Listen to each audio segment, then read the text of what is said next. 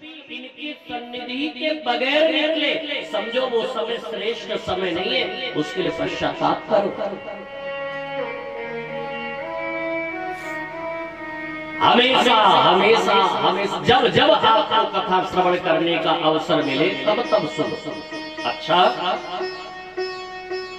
शुक्रास्त बृहस्पति इसमें भी तो पद्म पुराण में बड़ा उसका स्पष्ट वर्णन है। पद्म पुराण में बड़ी सुंदर चर्चा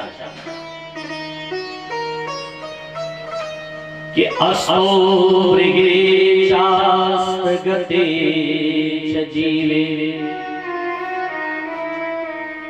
सुप्ते मुकुंदे धनमीन सूर्ये विरुद्ध पक्षे विरुद्ध पूजा नवर्जये विष्णु कथा प्रसंग। चाहे शुक्रास्त हो, चाहे बृहस्पति, चाहे धन के सूर्य हो, चाहे मीन के सूर्य हो, चाहे कृष्ण पक्ष हो, चाहे शुक्ल पक्ष हो, नवर्जये रवि रुद्र पूजा, न भगवान शिव की पूजा, न भगवान सूर्य की पूजा, और नवर्जये विष्णु कथा प्रसंग। न भगवान की कथा ये कभी बंद नहीं होती, ये हमेशा हमेशा हमेशा चलती रहती है, चलती रहती है, चलती रहती है।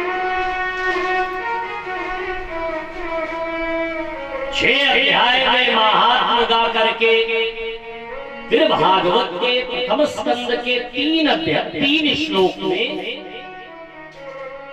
पहले अध्याय के पहले, दूसरे और तीसरे श्लोक में बड़ी गजब की भैया प्रस्तुति की है। गजब का मंगलाचरण किया। मंगलाचरण कैसा है?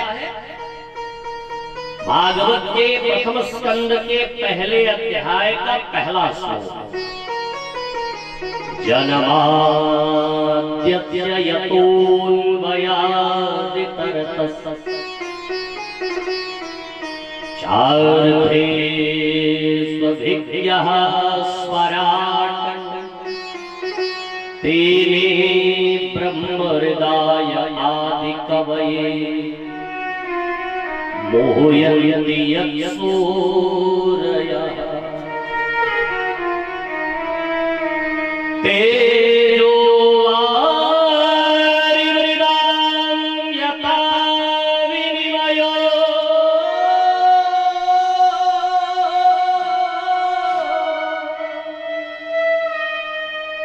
यद्रत्रिसर्गो मृषा धाम्ना स्वेन सदा निरस्तकुहकम् सत्यं परं धीमहि। अच्छा, धीमहि शब्द कहीं और पढ़ा है आपने? याद कीजिए जरा, कहाँ पढ़ा है आपने धीमहि? जरा अपने दिमाग पर जोर डालिए, अभी याद आ जाएगा। कहाँ पढ़ा है? तो थोड़ा गायत्री मंत्र पर आप अपना दिमाग ले जाइए। बोलना नहीं है, बोलिएगा मत, क्योंकि मंत्र बोला नहीं जाता ना। आजकल जैसे लोग गायत्री मंत्र का कीर्तन करते, कुछ लोग तो अपने घर में उसी का कैसेट चलाए रहते हैं। हम कहीं कहीं जाते हैं, देखते पूजा वाले और बड़े गर्व से कहते हैं, गुरुजी 24 घंटे चलता रहता है। मंत्र गाया नहीं जाता, मंत्र का कीर्तन नहीं होता है। पंचाक्षर मंत्र सावन में देखो, मलमास अधिक मास आए, देखिए ढोल मजीरा ले करके देखो, फिर खूब बढ़िया तान पे तान छेड़ छेड़ के गाते। मंत्र गाया नहीं जाता। मंत्र का मतलब क्या है जानते? मंत्र का मतलब ही होता है मननात् त्रायते इति मंत्र, जो मन में मनन किया जाए। मंत्र जप की विधि है, मंत्र जप का नियम है, मंत्र जप का इसका भी विधान।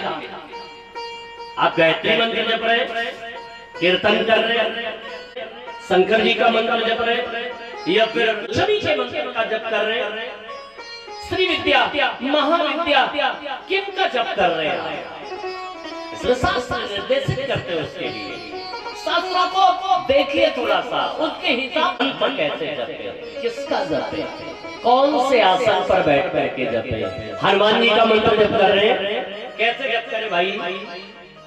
लाल चंदन, सिंदूर का चंदन, लाल आसन लगा करके, और भैया तुलसी की माला लेकर के थोड़ा फेरिए। शंकर जी का मंत्र जप कर रहे हैं तो माथे पे त्रिपुंड होना चाहिए, ललाटे त्रैपुंड्रम, सत्य समान आगम निगम पुराण बखान। सत्य से बड़ा दूसरा और कोई धर्म है ही नहीं। तो ये सत्य है क्या, जानते हैं? सत्य किसे कहा जाता है पता है? हाँ? जानते सब है, हमको केवल याद दिलाना है बस। पता सबको है, जानते सब है। हम लोग अपने घर में एक छोटी सी पूजा करते हैं। आज पंडित जी को बुलाओ, पूजा है, तो किसकी पूजा करते हैं? हाँ? आज हमारे घर में पूजा है तो किसकी पूजा होती है? बोलो ना जरा, किसकी होती है? सत्य नारायण। तो सत्य कौन है? नारायण।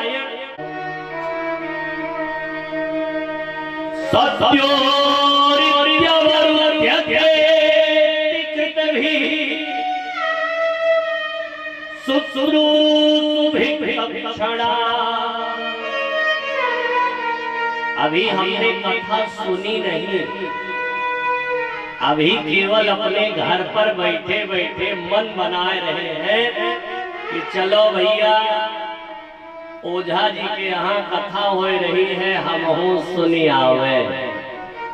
अभी अपना के मन बनाए रहे हैं, ऐसे कहते हैं ना। और जिस समय ये मन बनाया, भागवत कह रही है, जैसे ये मन में आया कि आज हम भी कथा सुनने चलेंगे, तो सत्योरित्यवरुध्यते कृतभिः सत्यः हृदि हरि अवरुध्यते। भगवान श्री हरि उसके हृदय में उसी क्षण, जिस समय ये मन बनाता है कि आज हम भी कथा सुनने चलेंगे, उसी समय श्री हरि उसके हृदय में आकर के बैठ जाते हैं। अब जैसे आए कथा पांडाल में बैठे और धीरे धीरे कथा में डूबे, तो भैया हुआ क्या? जैसे आए कथा में बैठे डूबे, तो वो झांकी आपके नेत्रों में नृत्य करने लगती है, नाचने लगती है। अच्छा, कैसी है कथा? तो कहा कि शिवदम, शिवदम का मतलब शिवम कल्याणम ददाति इति शिवदम, परम कल्याणकारी है ये कथा। और भैया इतना ही नहीं कहा, बोले फिर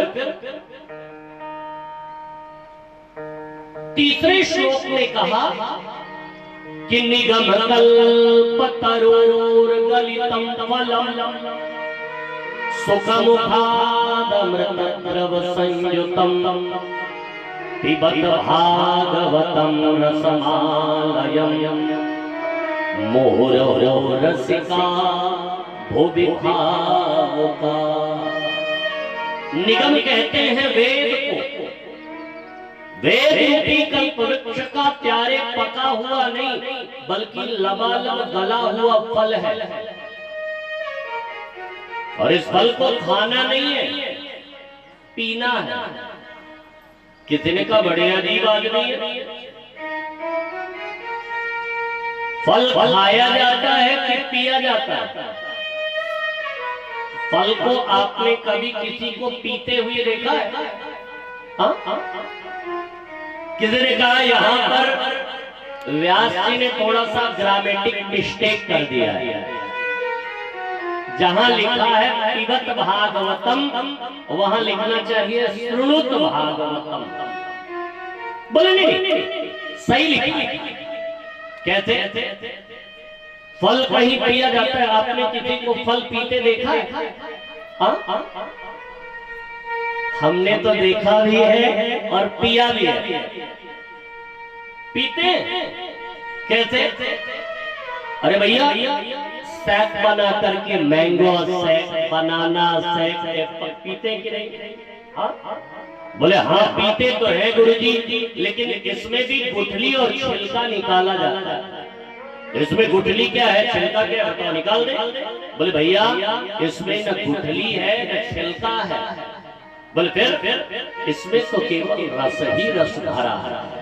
ये रसालय, रसम आलयम यथा रसालय, इसमें रस ही रस भरा है। इसको पियो। अच्छा कितनी बार पिए? एक बार, दो बार, तीन बार। भाई ऐसे बबलू भैया अभी 2 साल पहले कथा सुने, फिर कह रहे हैं कि गुरुजी फिर कथा सुना दो।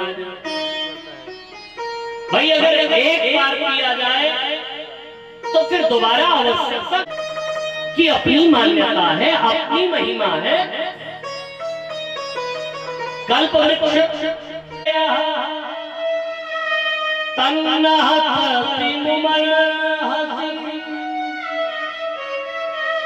ध्यान से सुनना, इन्हीं 6 प्रश्नों के आधार पर पूरी 7 दिन की भागवत की कथा है।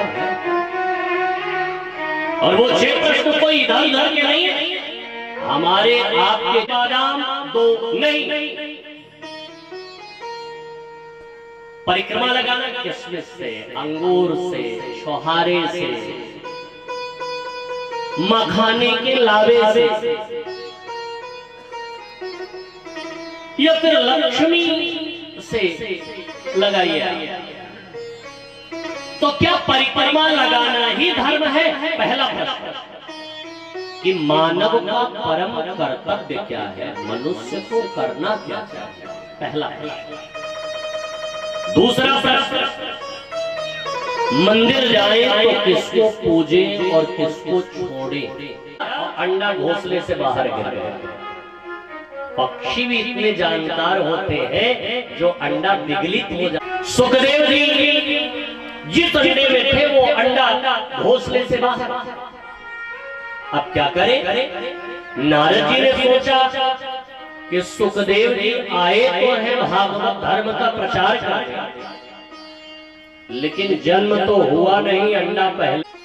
अच्छा, नारद का मतलब क्या होता है जानते ही हैं आप सब? नारद का मतलब क्या होता है पता ही होगा आप लोगों को, क्योंकि आजकल गांव, अमूमन गांव की भाषा में नारद उसे कहते हैं जो 2 पार्टियों में झगड़ा कराए, उसे क्या कहते हैं? नारद।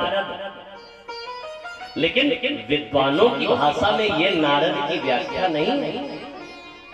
विद्वत समाज में ये नारद की व्याख्या खंडयति नारदा, जो अज्ञान का खंडन करे और ज्ञान को बढ़ाए, उसे नारद कहते हैं। नारद जी ने सोचा, एक बार विष्णु जी और लक्ष्मी जी में तो तू मैं करा चुके हैं, एक बार शंकर जी, एक बार ब्रह्मा जी और सरस्वती जी भी लड़ चुके हैं। जी गए, पार्वती मैया ने देखा, देखते ही बोल पड़ी, अरे गुरुजी राम राम। नारद जी ने कहा राम राम मैया, कितना बढ़िया आया जाया करते थे, इन दिनों हम देख रहे हैं बहुत दिन बाद आपका आना हुआ। क्या हुआ? कुछ गुस्सा है क्या? तो नाराज वराज है क्या? अब आते क्यों नहीं आप इतना? नारद जी ने कहा मैया माफ करना, अब हम गृहस्थों के यहाँ जाना थोड़ा कम कर दिए। क्यों क्यों क्यों क्यों कम कर दिया आपने? नरजनिकारी स्वार्थ लाई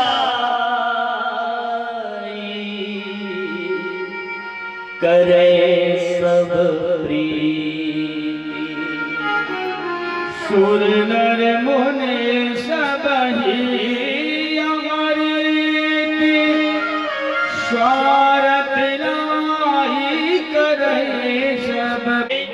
और भोले बाबा में तो इतना प्रेम है कि अपने गुरु दीक्षा का मंत्र कभी किसी से बताना नहीं चाहिए, लेकिन भोले बाबा तो इतने भोले भाले हैं कि जैसे उनके गुरुजी उनको मंत्र दे करके गए, तुरंत हमको बता दिया, हे पार्वती हमको हमारे गुरुजी ने ये मंत्र दिया। अच्छा, नैया बोली की बात तो हमको नहीं बताए आज तक। नारद जी ने कहा तो प्रेम क्या खाक करते? 24 घंटा जो मुंडों की माला हमेशा पहने रहते हैं, उसको नहीं बताए कि किनके मुंड जुड़े हुए हैं। हाँ, और आपसे प्रेम का नाटक करते हैं।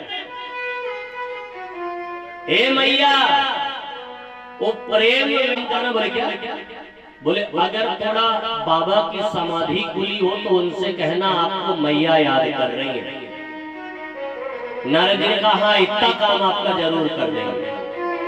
अब जैसे बाहर निकले, बोले बाबा की उसी समय समाधि खुली।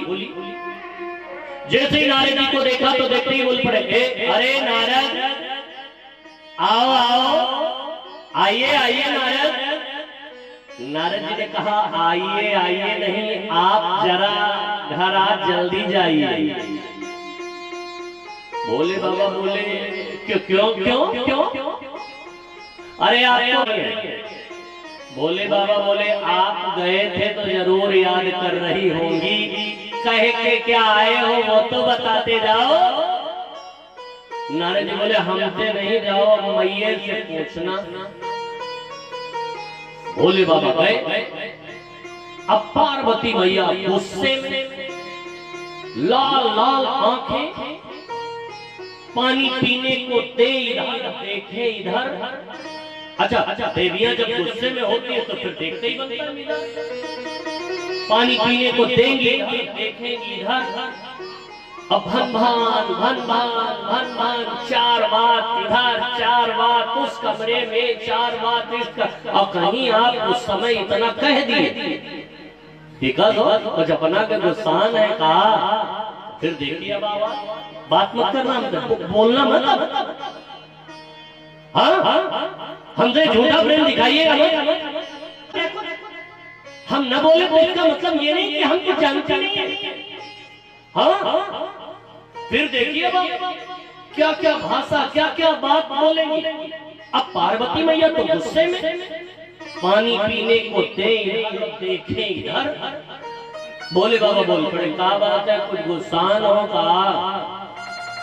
पार्वती मैया ने कहा सब बोलना मत आप हमसे। हाँ काले कलूटे, जितना बाहर से काले उतने अंदर से भी काले निकले। बोले बाबा क्या कहती जा रही हो? अरे सीधे से बोलती क्यों नहीं, बात क्यों नहीं करती, बताती क्यों नहीं कि बात क्या है? पार्वती मैया बोली साहब बात मत कीजिए। हाँ पता नहीं कितने बड़े बड़े राज आपने अपने अंदर छिपा करके रखा है। वो तो नारद का लाख लाख शुक्र की मेरी आंखें खोल दी, वरना पता नहीं कितने बड़े बड़े राज आपने छिपा रखे। बोले बाबा सोचे आज कुछ ज्यादा आंख खोल गए क्या नारद? पार्वती मैया बोली बाबा सब बोलिए मत। बोले बाबा बात क्या, वो तो बताओ। पार्वती मैया बोली आज तक आपने हमको ये बात क्यों नहीं बताई कि जो आप ये मुंडों की माला पहन रहे हैं, इनमें किनके मुंड जुड़े हुए हैं? तो हमारे और आपके प्रेम की निशानी है। पार्वती मैया बोली अच्छा ये मुंडों की माला कैसे प्रेम की निशानी बन गई, बोलो। पार्वती मैया ने कहा बताइए। बोले बाबा बोल पड़े पागल, प्रत्येक जन्म में जब आपकी मृत्यु हो जाती है तो मैं आपका सर काट करके अपनी माला में जोड़ लेता हूँ और उसी को देख करके रहता हूँ। पार्वती मैया बोली तब तो कपटी नहीं महाकपटी निकले काले का लूटे। भोले बाबा क्यों क्यों क्यों क्यों ऐसा क्यों कह रही है? पार्वती मैया बोली अच्छा आपकी मृत्यु नहीं होती है? हाँ? अगर हमसे इतने प्रेम करते थे, जो टॉनिक आपने पिया, जो दवाई आपने पी, वही हमको पिला देते, हम भी न मरते, आप भी न मरते, दोनों लोग आराम से रहते। बोले बाबा बोले पागल वो समय तो अब आया, जाओ बाहर देख करके आओ कोई है तो नहीं। पार्वती मैया गई, चारों तरफ देखा कोई नहीं दिखाई पड़ा, बिजली टंडा पड़ा था, मैंने उस पर ध्यान ही नहीं। भोले बाबा आए, पार्वती मैया आई, भोले बाबा के पास बैठी। तो पार्वती मैया बोल पड़ी कोई नहीं है बाबा। भोले बाबा बोले देवी मैं आपको कथा सुनाने जा रहा हूँ, इस कथा का नाम है अमर कथा। इस कथा को सुनने के कुछ नियम है। बोले क्या नियम है? बोले कथा हमेशा व्यास गादी के सन्मुख बैठ करके सुनना चाहिए, जिससे वक्ता आपको देख सके, आप वक्ता को देख सके। दूसरा नियम यह है कि कथा के बीच में सोना नहीं चाहिए, क्योंकि आजकल श्रोता भी कई प्रकार के होते, तो होते श्रोता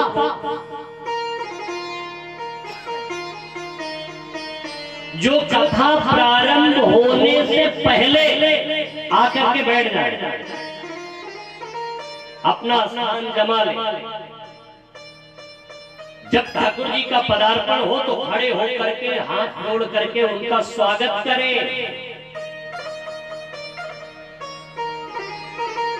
और फिर जब ठाकुर जी व्यासपीठ पर विराजमान हो जाए भगवान ना गलती भी निकालेंगे, इसको ऐसे करना चाहिए, ये लाइट वहां लगानी चाहिए, ये ऐसे करना चाहिए, ऐसे हर बार सरौते की तरह कोटोर कोटोर कोटोर कोटोर काटते रहेंगे। कौन है?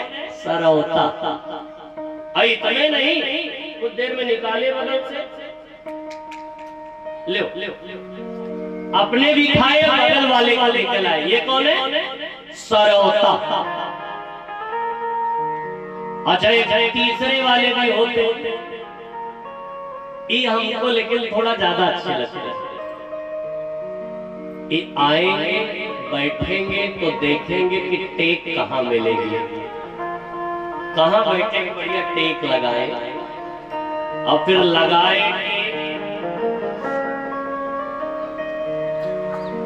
माताएं बच्चों को पकड़ करके रखे भाई। श्रोता वक्ता ज्ञान निधि, श्रोता और वक्ता बराबर है, लेकिन श्रोता कैसा हो? जो पंच कर्मेंद्रिय, पंच ज्ञानेंद्रिय, एक मन इनको एकाग्र करके अपने मतलब की चीज ग्रहण करे और आलतू फालतू की चीजें छोड़ दे। उन्हें क्या कहते हैं? श्रोता। उन्हें क्या बोलेंगे? श्रोता। महाराज बोले बाबा बोले देखो मैं नेत्र बंद करके कथा बोलूंगा और आप होकारी भरोगी।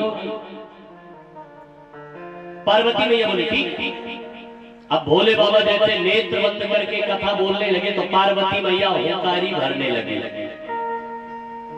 पार्वती मैया हाथ जोड़ करके नेत्र बंद करके बैठी है। हाँ हाँ हाँ फिर हाँ आगे बताइए।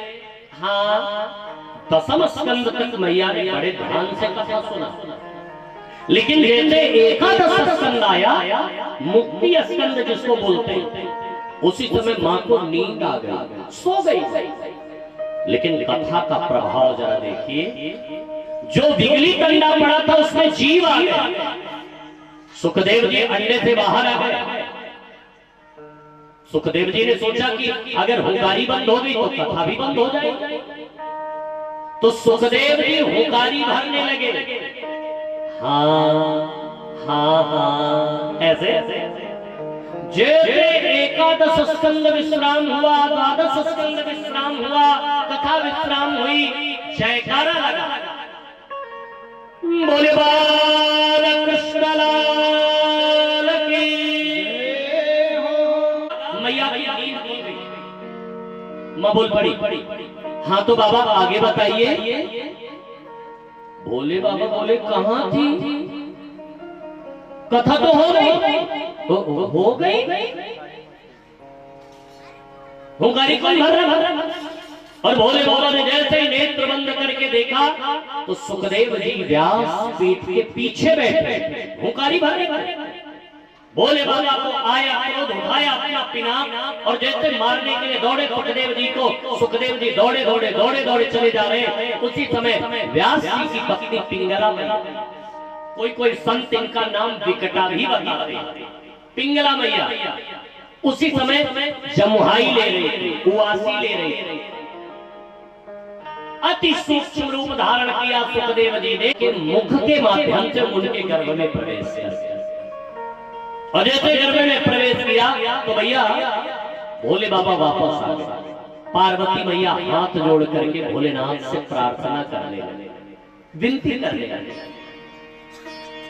कि नाथ इतनी बड़ी गलती तो सुखदेव ने नहीं किया था जिसको आप मृत्युदंड देने दौड़ पड़े। अरे कथा ही तो सुना था जिसको आपको मृत्युदंड देने के लिए दौड़ पड़े। बोले बाबा बोले देवी मुझे गुस्सा इस बात से नहीं आया कि उसने मेरी कथा सुन ली। बोले फिर क्यों गुस्सा आया आपको? बोले वो अनाधिकारी हो करके कथा सुन लिया, मुझे गुस्सा इस बात से आया। अरे उसे कथा ही सुनना था तो सामने बैठ कर सुनता, पीछे बैठ करके क्यों सुन लिया? तब पार्वती मैया भोलेनाथ से प्रार्थना करने लगी, स्तुति करने लगी। और आइए हम लोग भी थोड़े 2 मिनट भोलेनाथ की स्तुति कर ले, प्रार्थना कर ले, क्योंकि भैया कल भी मैंने कथा के बीच में कुछ गाना वाना नहीं गाया, सीधे प्रारंभ किया और फिर कथा से पहले नाम संकीर्तन करके विश्राम। और आज भी तो हो सकता है कोई कह दे कि भाई अच्छा कोई कहे चाहे न कहे, ये लोग हमारे जरूर कहेंगे, हमको फिर ले ही क्यों आए अगर आपको गाने नहीं गाना था। तो कथा में गीत संगीत तो हो लेकिन लिमिट में। क्यों सोगौरा महाराज? नहीं हर 5 मिनट पे एक गाना, हर 5 मिनट पे एक गाना, तो फिर कथा का महत्व खत्म हो जाता, कथा का असर खत्म। लेकिन संगीत तो बीच बीच होना ही चाहिए।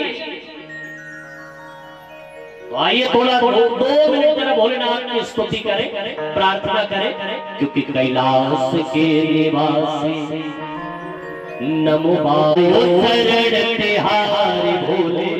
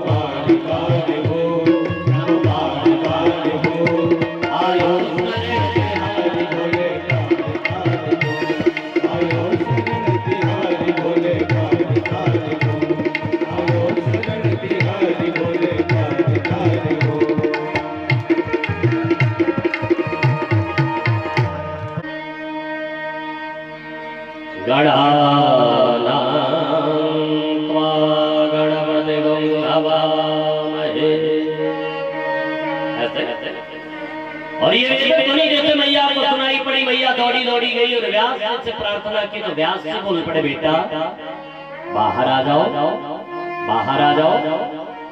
सुखदेव जी ने कहा कि मैं बाहर आने वाला नहीं, क्योंकि भगवान की माया इतनी प्रबल है। मैं बाहर तभी आऊंगा जब भगवान नारायण आकर के त्रिवाचा बोलेंगे कि उनकी माया का प्रभाव मेरे ऊपर नहीं होगा। बोले ठीक है।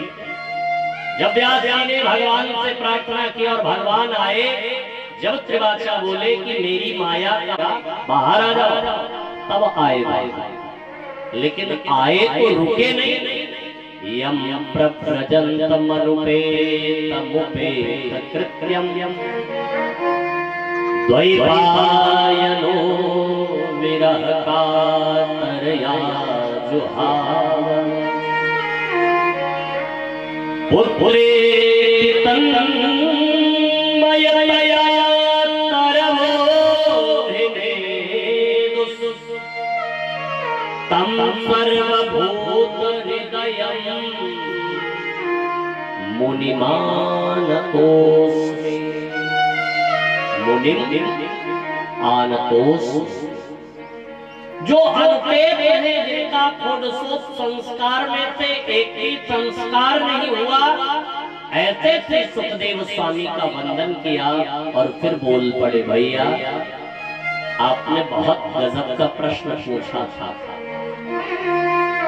क्या कि मानव का परम कर्तव्य क्या है? पुंसाम वेकांस्ततः श्रेयः तन्नः ससिमुमर। भला कहे चाहे बुरा कहे, हम हो चुके रमण बिहारी।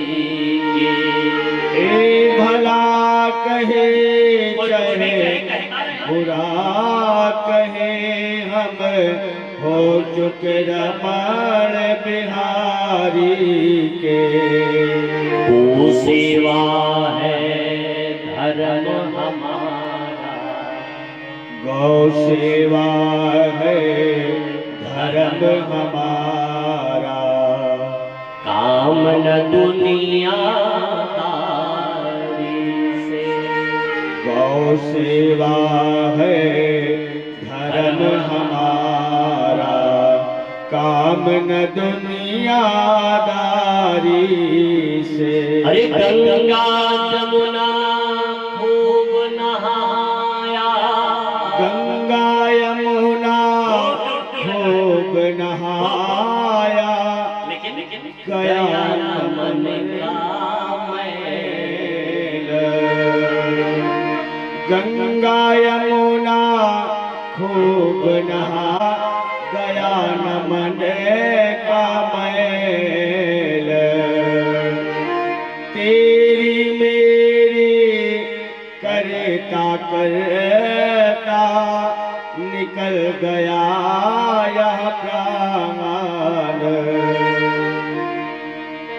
साधु सेवा धर्म हमारा। अपने हाथों से की। साधु सेवा धर्म हमारा। निष्काम, कोई कामना न हो। मंदिर चलिए न जाए कि हमें ये मिले। आजकल की पूजा भी तो भैया सौदेबाजी की हो गई। भगवान हम आपके मंदिर आ रहे हैं तो हमको ये मिल जाए, हमारी ये मनौती पूरी हो जाए, और न हुई अगर तो इस मंदिर में कुछ दम नहीं है। पहले यहाँ बहुत हमारी मुरादें पूरी होती थी, अब नहीं होता। इसका मतलब आप सौदेबाजी कर रहे थे अभी तक पूजा में। ये मिल जाए, ये मिल जाए, ये मिल जाए। ना भैया, कभी भी परमात्मा के चरणों में प्रीति हो तो निष्काम होनी चाहिए, कामना नहीं करनी चाहिए। और क्या पूछा आपने? वेद में परमात्मा का नाम है अजन्मा, तो जन्म कैसे? अरे भैया, जन्म नहीं होता, भगवान का तो अवतार होता। जब जब हो ये धर्म कहानी बाढ़ अघोर अधम अभिमानी। जब जब होए धर्म कहानी बाढ़हि असुर। भैया 24 घंटे भगवान आपके लिए खड़े रहते हैं, लेकिन आप भगवान के शरण में आकर के तो देखो।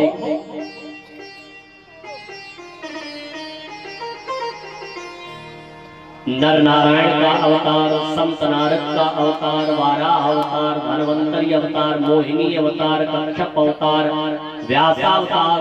भैया ये व्यास जी भी 24 अवतारों में आते हैं। तो क्या ये व्यास जी जो हैं ये 24 अवतार में ये वही व्यास जी हैं जिन्होंने वेद का विभाजन किया? बोले हाँ। बोले इन व्यास जी के विषय में जरा विस्तार से बताइए, क्योंकि मैं व्यास जी के विषय में नहीं जानता। बोले व्यास जी के विषय में नहीं जानते? बोले नहीं। बोले नारायण के पुत्र ब्रह्मा, ब्रह्मा के वशिष्ठ, वशिष्ठ के शक्ति के पराशर, और पराशर ऋषि के संतान है महर्षि वेदव्यास जी। मां का नाम है सत्यवती। जैसे ही उनका जन्म हुआ वैसे चल दिए जंगल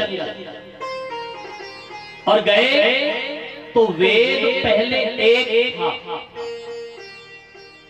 सबसे प्राचीन वेद कौन सा है? बोलो ना जरा, कौन सा? सबसे प्राचीन वेद कभी कभी आता है, पेपर में भी आता है, बड़ी बड़ी परीक्षाओं में कभी कभी आ जाता है। सबसे प्राचीन वेद कौन सा है? ऑप्शन दिए रहते हैं, सामवेद, ऋग्वेद, यजुर्वेद, अथर्ववेद, ऐसे ऑप्शन भी दिए रहते हैं। कसम खाए के आवा कहा कि कुछ न बोलो, चाहे जौन कुछ है कुछ बोलब न। ऐसे कोई कसम वसम तो खा के ना।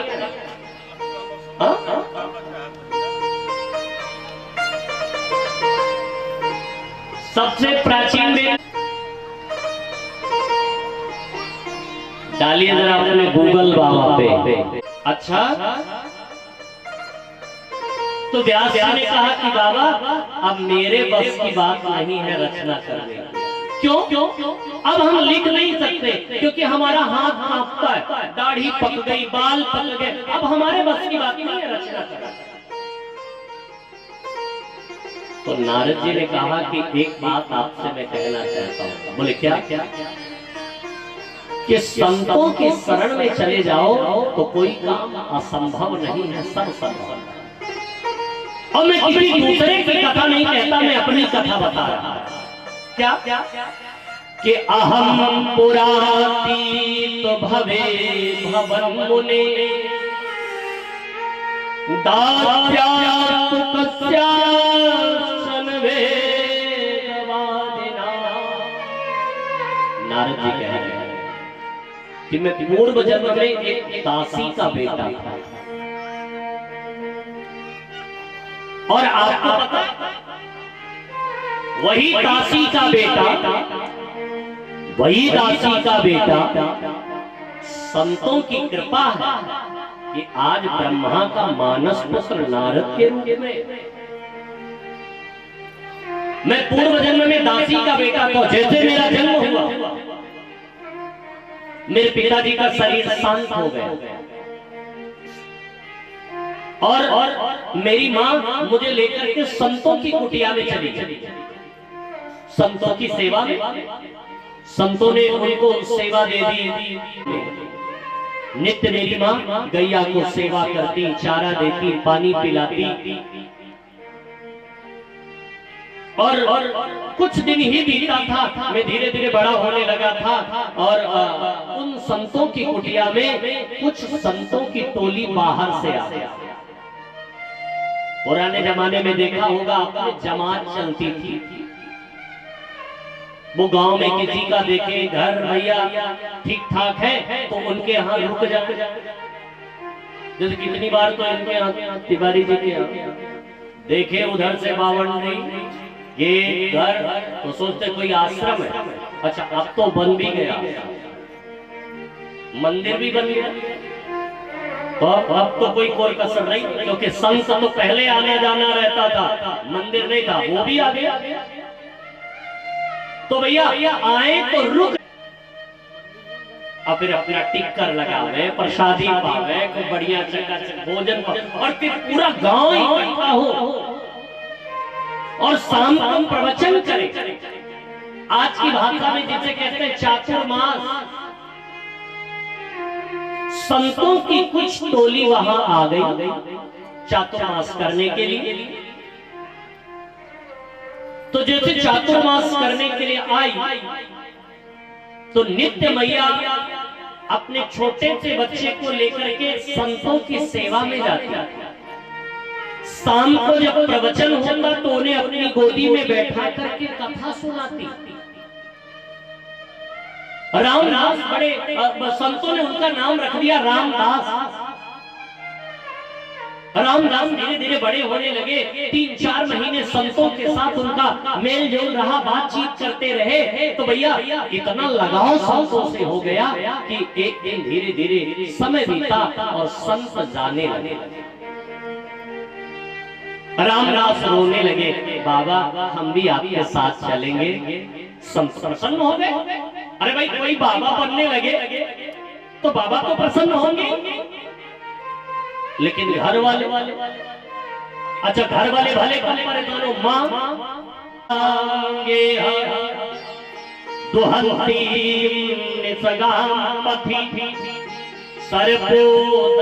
जा रही थी। रामदास माला में हाथ डाले बैठे, अचानक मैया ने आवाज लगाई, बेटा रामदास। रामदास का भजन में मन लगा हुआ था। रामदास ने सोचा ये मर भी नहीं जाती कि कम से कम कोई डिस्टर्ब करने वाला न होता, एकांत में बैठ करके भजन करते।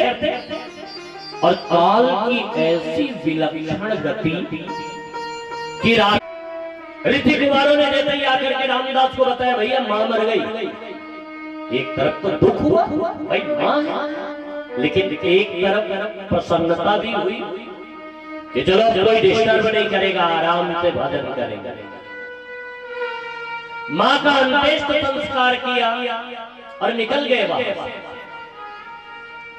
जाकर के अखंड भजन किया, भगवान की दिव्य झांकी का दर्शन हुआ।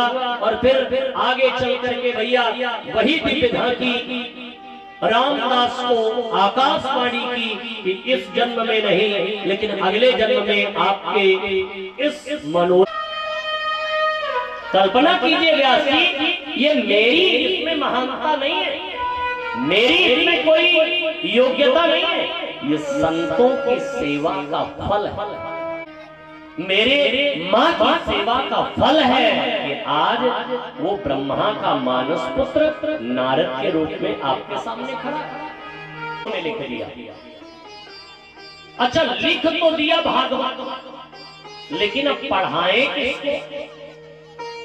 सोच रहे थे कि मेरा बेटा है तो पढ़ाने को, लेकिन उसको बुलाए कैसे? तो भैया उसको बुलाया कैसे जाए? तो बोले अपने एक शिष्य को बुलाया और बुला करके भागवत के 10वें स्कंद के 21वें अध्याय का 5वां श्लोक है, तो यही श्लोक गाए।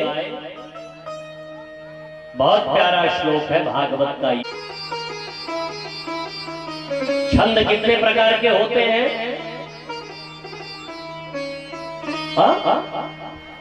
खूब बढ़िया बढ़िया छंद है। मालिनी, शिखरणी, इंद्र वज्रा, उपेंद्र वज्रा, गायत्री, त्रिष्टुप, अनुष्टुप, मंदाक्रांता, इंद्र वज्रा, उपेंद्र वज्रा छंद है।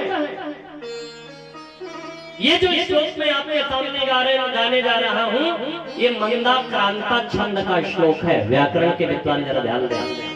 भैया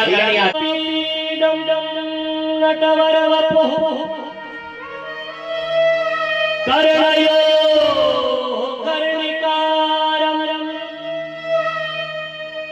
विप्रतवासः कनककपितं मे जयन्तीं च माला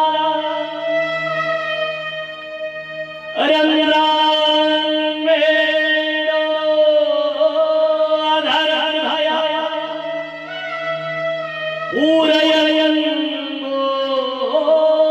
पूरयन्नोपवृङ्गैः वृन्दारण्यं त्वपदरमणं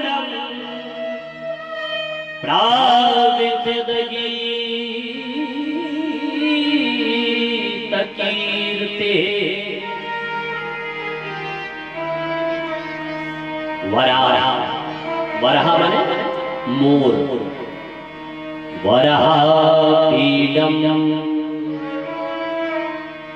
आपीड आपीड माने मुकुट मोर के पंख का मुकुट जिसने धारण किया है ऐसे कौन नटवर नटवर बपू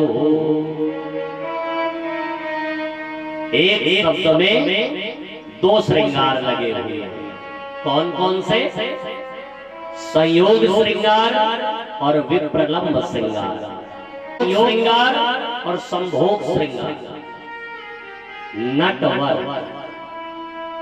प्रातः स्मरणीय जगत वंद्य ब्रह्मलीन श्री स्वामी अखंडानंद सरस्वती जी महाराज भागवत दर्शन टीका में लिखते हैं कि कन्हैया नटवर नहीं नटवर तो ब्रज का हर लाला है हर ग्वाला कन्हैया नटवर नहीं यही बात प्रातः स्मरणीय धर्म सम्राट हमारे जिले के गौरव प्रतापगढ़ जिले के गौरव धर्म सम्राट स्वामी श्री करपात्री जी महाराज भागवत सुधा टीका में लिखते हैं कि भैया नटवर नहीं अच्छा इसलिए करपात्री जी का नाम और ले रहे हैं क्योंकि भैया हमारे जजमान भी ओझा अब वो भी ओझा ही है कथा खानदान में पैदा उनको शंकराचार्य का नया अवतार श्री शंकराचार्य नवावतार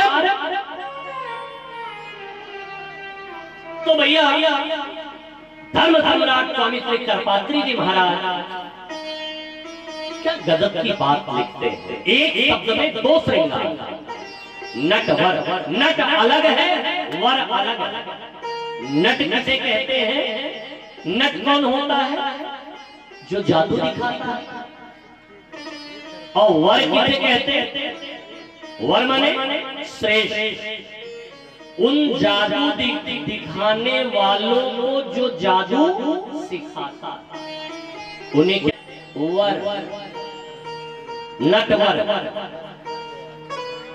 तो क्या कन्हैया जादू सिखाते हैं क्या क्या कृष्ण जादू सिखाते हैं क्या ना अरे कृष्ण की तो आंखों में ही जादू भरा हुआ कृष्ण की तो नजरों में ही जादू भरा हुआ इसलिए आपने देखा होगा जो वृंदावन गए होंगे उन्होंने देखा होगा कि बांके बिहारी मंदिर में जाइए गए तिवारी जी गए बांके बिहारी दर्शन किया देखा होगा आपने और वहां के जो पुजारी है पार्षद है जो गोसाई है वो हर 30 सेकंड 40 सेकंड 1 मिनट में पर्दा लगा देगा और 1 सेकंड 2 सेकंड बाद फिर खींच देंगे लगाएंगे फिर हटाएंगे लगाएंगे क्यों क्योंकि कृष्ण की नजरों में जादू है कृष्ण की आंखों में जादू है एक बार तिरछी सी चितवन करके जिसकी ओर देख लेते हैं लोग उन्हीं के दीवाने हो जाते हैं तभी तो की एक सखी कहती है दूसरी सखी से ऐरी सखी बात आंखों ही आंखों में कुछ यूं हो गई बात आंखों ही आंखों में कुछ यूं हो गई कि मैं उनकी हो गई वो मेरे हो गए दूसरी सखी तो कहती क्या की बात क्या कहूं उनकी आंखों का हाल। बोले क्यों, क्या हुआ।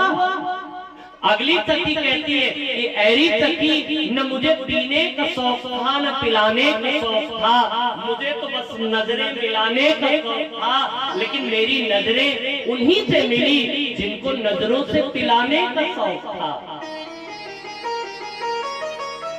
ये कृष्ण की नजरों से ये है ना।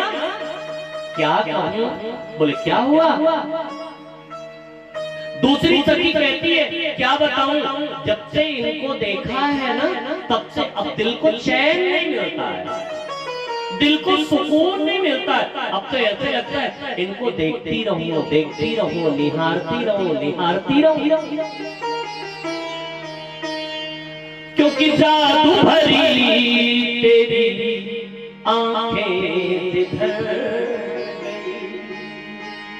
जादू भरे तेरी आंखें जिधर गई, नैनों की कटारी वारी वारी छुई छुई, नैनों की कटारी वारी वारी छुई छुई छछिया से उतर गई। जादू भरी तेरी आंखें जिधर गई, जादू भरी तेरी आंखें जिधर गई, जादू भरी तेरी आंखें छोड़ते जाने किधर गई, जादू भरी तेरी जादू भरी तेरी आंखें जिधर गई, नैनों की कटारी वारी वारी छुई छुई छछिया से उतर गई, जादू भरी तेरी आंखें जिधर गई। विराट है।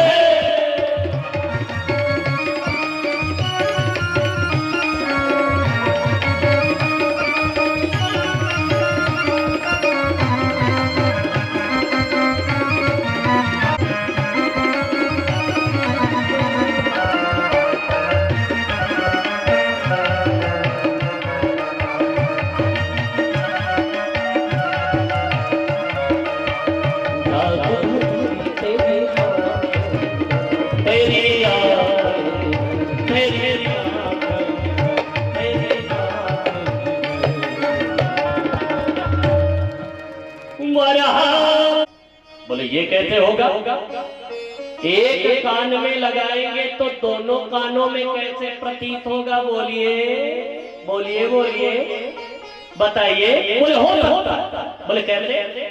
बोले जैसे ठंडी के दिनों में आप देखिए छोटे छोटे बच्चे लकड़ी में आग जला के ऐसे गोल गोल के जब बजाते हैं, रंगरान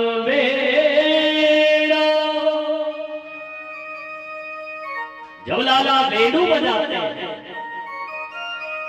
तो वो जो रंगनाएं हैं, वो जो ब्रज की वनिताएं हैं, वो अहीर की छोहरियां जो है ना, जैसे कन्हैया वेणु बजाता है तो वो सब अपनाएंगे, तो फिर वो अपनी माला में हाथ डाल करके बैठने लगे। और इस बार दूसरे शिष्य ने दूसरा श्लोक गाना प्रारंभ कर दिया। इस श्लोक में कृष्ण के श्रृंगार का वर्णन नहीं है, स्वभाव का। स्वरूप से सुंदर होना बड़ी बात नहीं है ना, स्वभाव से सुंदर होना बड़ी बात। स्वरूप से सुंदर कोई भी होता, लेकिन स्वभाव से सुंदर होना। किसी किसी का स्वरूप बड़ा सुंदर होता है, स्वभाव बड़ा खराब होता। उनसे एक बार आप बात कर लीजिए तो दोबारा बात करने का कभी मन नहीं होता, लेकिन किसी किसी का स्वभाव बड़ा खराब होता। कृष्ण स्वभाव से भी सुंदर है और स्वरूप से भी सुंदर है। स्वभाव कैसा है तो अहो की